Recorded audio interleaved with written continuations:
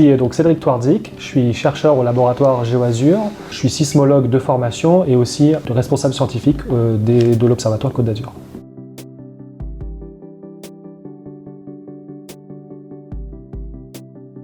Donc en gros, il y a les forces tectoniques, donc la tectonique des plaques qui agit sur l'ensemble du globe, qui va en fait compresser, qui va tordre un petit peu les cailloux. Au bout d'un moment, ces cailloux ne peuvent plus résister davantage de la charge qui va leur être apposée et ça va casser de façon relativement soudaine et ça va émettre des ondes qui vont être enregistrées sur nos stations. Et en fait, ça, c'est ce qu'on appelle un séisme, justement. C'est en fait justement lié à cette tectonique des plaques. Donc on a cette grande plaque au sud qui est la plaque africaine, qui est en train progressivement de remonter au nord sur la grande plaque qu'on appelle la plaque eurasienne.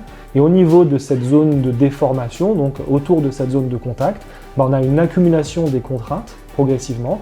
Et donc du coup, régulièrement, en Côte d'Azur, on a des séismes qui sont associés à ce contexte tectonique général.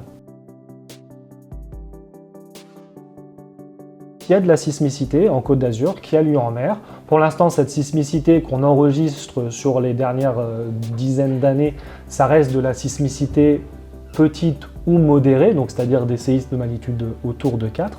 Mais on sait que dans le passé, il y a eu des séismes un peu plus importants qui ont généré des tsunamis. Donc on sait que le risque existe. Et ça, c'est, je pense, le plus important, c'est d'informer les gens sur le fait que ce risque existe. La magnitude d'un séisme, en fait, c'est un nombre que nous, scientifiques, on utilise et qui est un nombre qui résume, en gros, l'énergie qui a été libérée par le séisme. Ce qu'il faut savoir, en gros, c'est qu'entre deux points de magnitude, donc entre un magnitude 5 et un magnitude 6, il y a 30 fois plus d'énergie qui a été libérée.